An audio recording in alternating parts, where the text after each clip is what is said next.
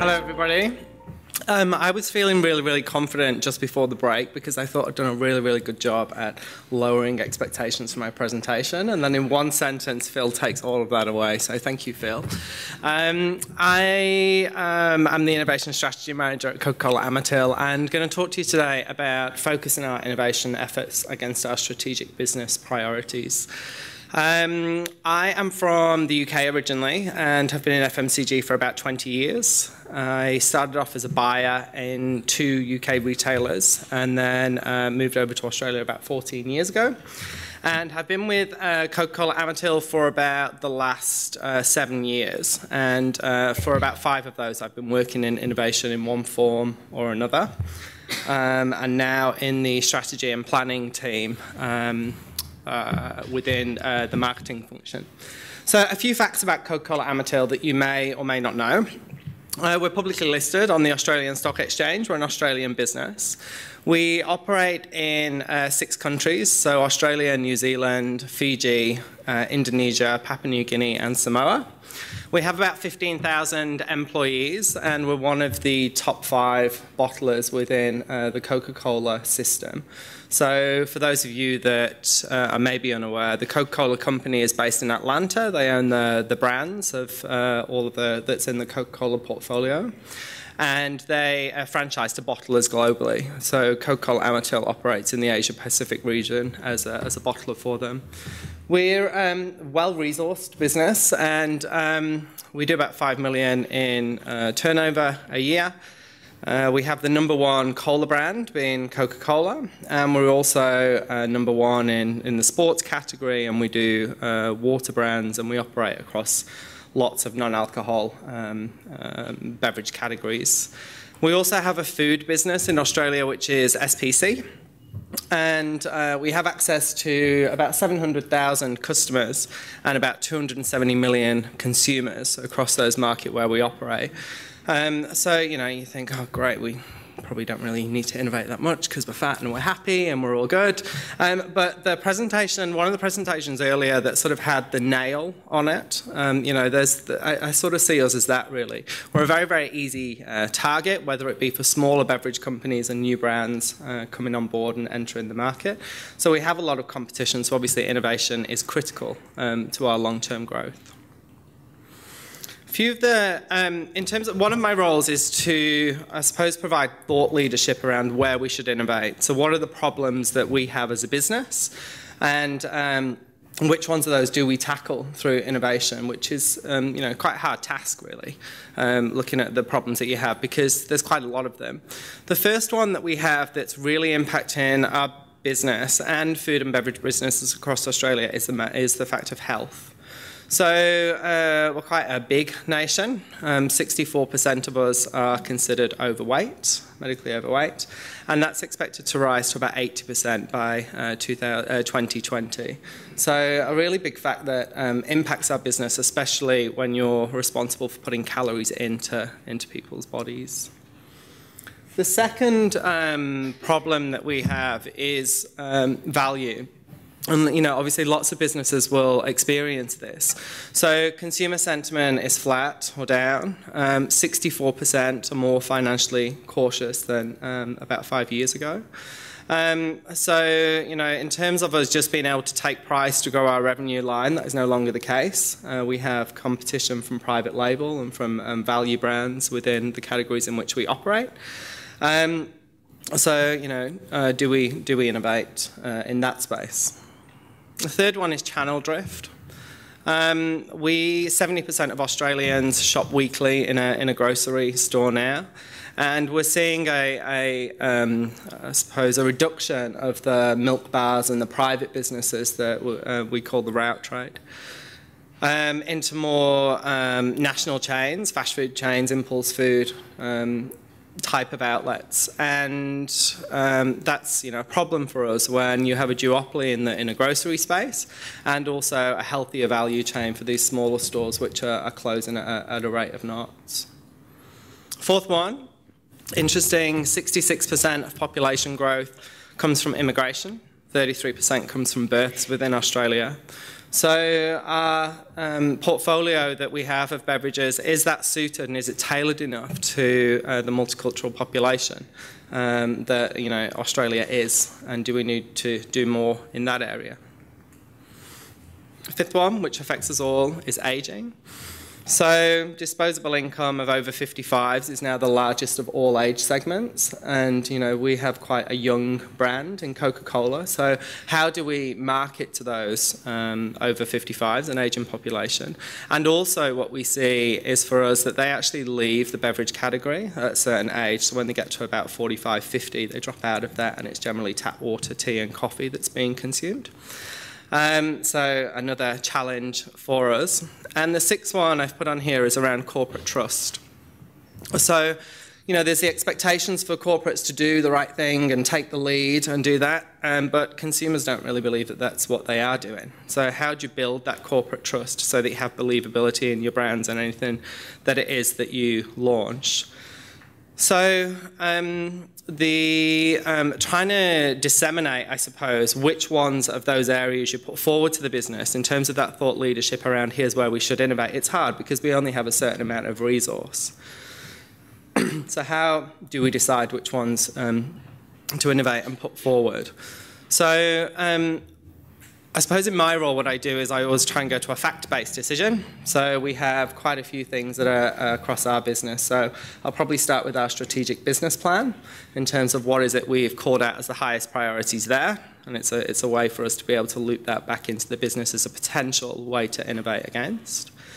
The second area, we do a study every year called the beverage landscape, and what it's looking at is sort of what are the emerging categories that are coming out, what's happened in the categories over the last 3 years. So what's going to be the next coconut water, for example, or emerging category within our category that we operate. And then we'll also look at annual business plans and any leaky buckets that we have within our business. So is there a particular category that's declining at double-digit rate?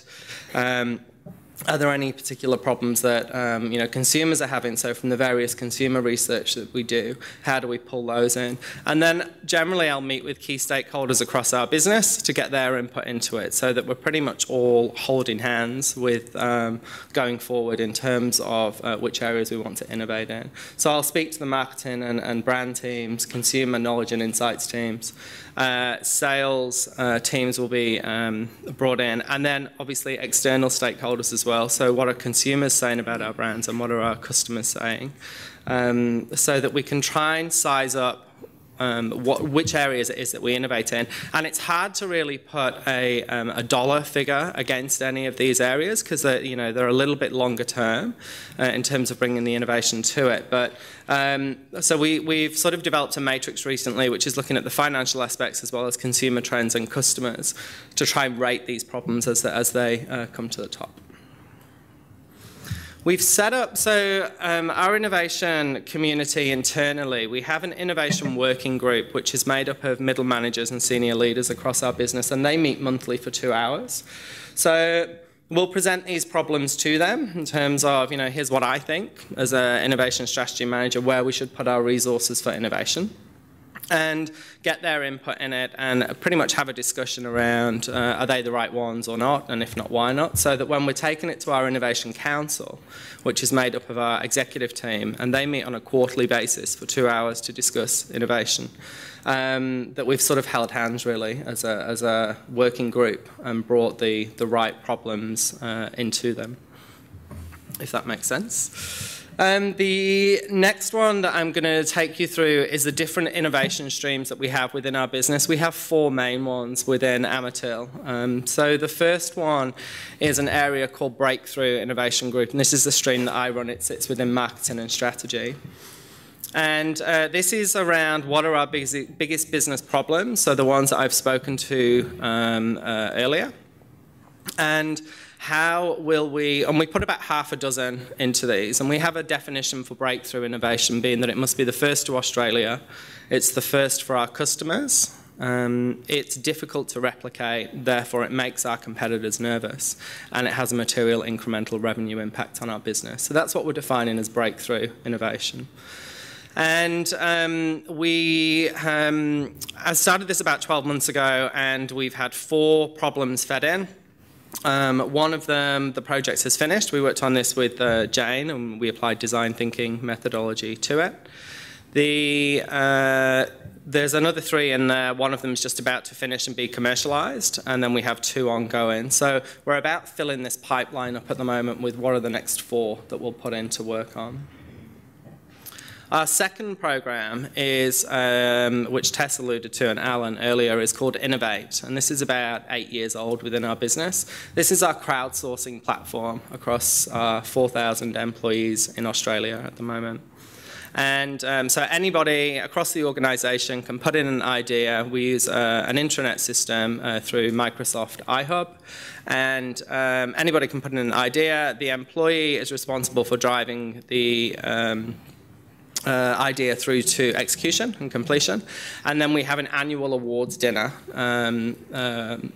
which is generally held in about February, which celebrates the success of these, and we give out awards. So we had over 2,000 implemented ideas last year alone, which I think is pretty impressive. We also get a lot of ideas which don't go anywhere, which sort of suggests to me that, you know, we need to hone the thinking around these 4,000 in Australia every so often to sort of say, hey, innovate over here. So we have, you know, a cast of 4,000 that are very, very keen on giving new ideas and want to innovate, but it's how do we narrow that focus down occasionally so that they can help us with some of the bigger challenges rather than a lot of the localized ideas which come through from that platform at the moment. We have one called FutureWorks, and this sits in our supply chain team. And its focus is around technical support and also on cost optimization. So if we were to put a new production line, say around aseptic production, which we've never done before, they would, you know, switch their resource to that, and then they'd focus on cost optimization for any existing products that are in there. And then we have another solution design stream, which is Stagegate. So it sits within our marketing team as well. This is what we use to commercialize all of our new products and all of our pieces of equipment. And equipment for us is anything that a drink comes out of, as in a machine, or a cooler, a refrigerator that sits within a store. What we've done recently is there were arguably some turf wars going on with our various innovation managers across CCA, where, you know, people want to own the end result. So if you speak to lots of people within our business, I probably think about 50% of them think they came up with the idea of putting names on bottles that we did a few years ago. You know, everybody came up with that idea. So we've started to have a bit of an internal innovation community, which is the various innovation managers that own these streams, or if they're heavily involved in innovation across our business, that we come together once a month as a bit of an internal knowledge sharing. Just trying to sort of say, okay, well, what's the definition and purpose of each of these streams, and how do they all work together to maximize our innovation efforts? And that's working quite well. We've had our next meeting is tomorrow. So, and then across all of these streams, you know, if we do put an idea into big, that's a big idea, and then we get a core group of people across the business who are borrowed resource, so that's the way that we've been doing it today, is once they've sat on the problem and understood it for a while, and then we've narrowed the challenge and we're about to ideate, how do we go out to this cast of 4,000 and get their ideas? And then how do we get the technical input from FutureWorks to help us commercialize anything that comes through? And then how do we hand it over to the Stagegate process to actually help us commercialize this through the business? On top of all that, with regards to capability, I sat down with our head of talent about 3 months ago, and within CCA, if you want to go on a presentation course, or you want to go on a negotiating course, or any of the sort of traditional capability building, we have a suite of them available. When we looked at innovation, we don't really have anything in that space. So in terms of design thinking, and or in terms of lean startup methodology, or in terms of getting a common purpose around what innovation means across all of these streams in the business, we don't really have that at the moment. So We're working to build that, and I was just chatting with Alan at the break, so he's coming in to meet with our head of talent in a couple of weeks. So we should have that program down pat, where we're actually starting to invest in our people and building that capability, because without them, you know, we're not going to get anything off the ground. That was the end of that. Thank you.